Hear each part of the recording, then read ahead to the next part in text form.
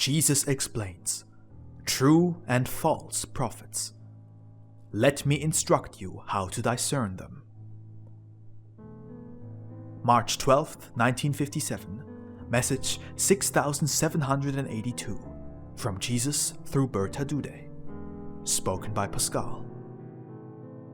No matter what is done to suppress the truth, it will still prevail, even though error will claim countless victims.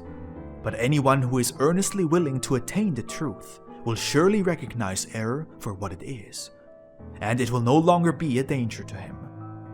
However, the fact that most people fall prey to error is understandable, for error always promises certain advantages to a person, be they spiritual or material, and people are always anxious to gain advantages for themselves. They do not love the truth for the sake of the truth. There must always be an advantage associated with it for them. Only then are they prepared to accept it.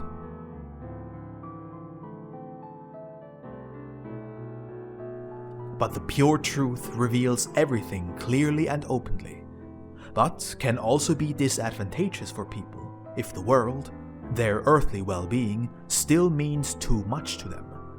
Such is why it often finds little acceptance, why people are more willing to accept error than truth, because they always expect to gain some advantage from it, for error is more in line with their desires.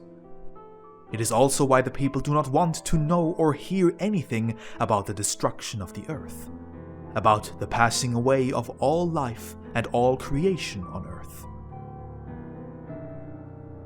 What is now offered to them under the guise of truth, which still gives them a glimmer of hope that the end can be stopped, they accept and represent it rather than the pure truth, which would impose certain obligations on them, because they would have to prepare themselves for a certain end.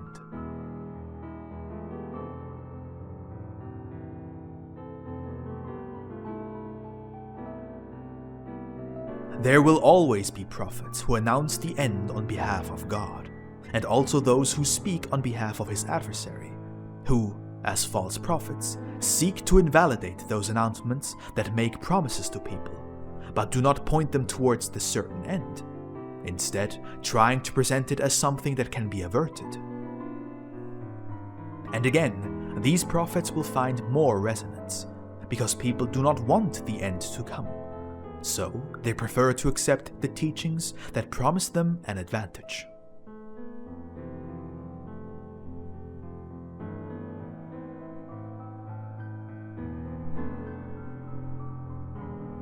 Those who live in complete ignorance will find it difficult to judge what is error and what is truth.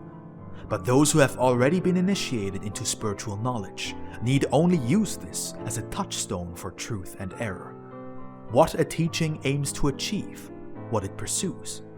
If it seeks to impart higher knowledge to men, if it seeks to ennoble their nature, if it seeks to help them detach themselves from matter, then it is of divine origin and can be regarded as truth. If, on the other hand, the intention is clearly to create an improved earthly life of well-being, which often happens under the guise of piety, then such teachings can be safely rejected as erroneous, brought into the world by the enemy of God.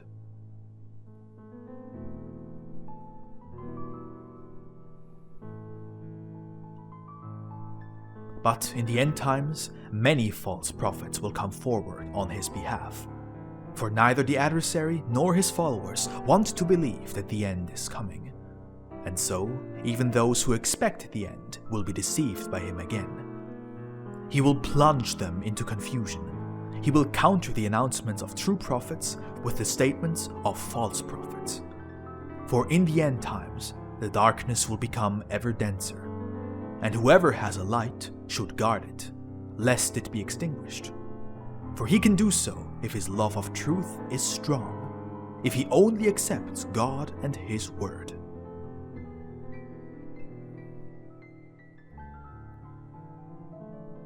But those who are not satisfied with the gentle glow of the divine light of love, their eyes will seek dazzling lights, and they no longer care for the little light that shone for them in the dark night.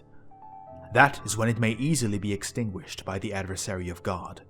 And his trick has succeeded. He appeared as an angel of light himself, and he found his victims. The world and the desire for it have triumphed, for the people prefer to hear what he offers them, because it questions the end of the earth, its imminent demise, the end of the old and the beginning of a new era, thus allowing people to believe that they themselves can determine this fate.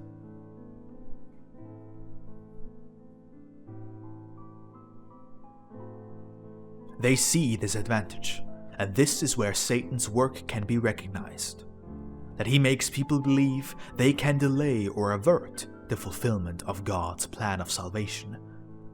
But this work is also one of the visible signs of the end, and he will carry out many more attacks against the truth, and will be particularly active where he finds no defense through an absolute desire for truth.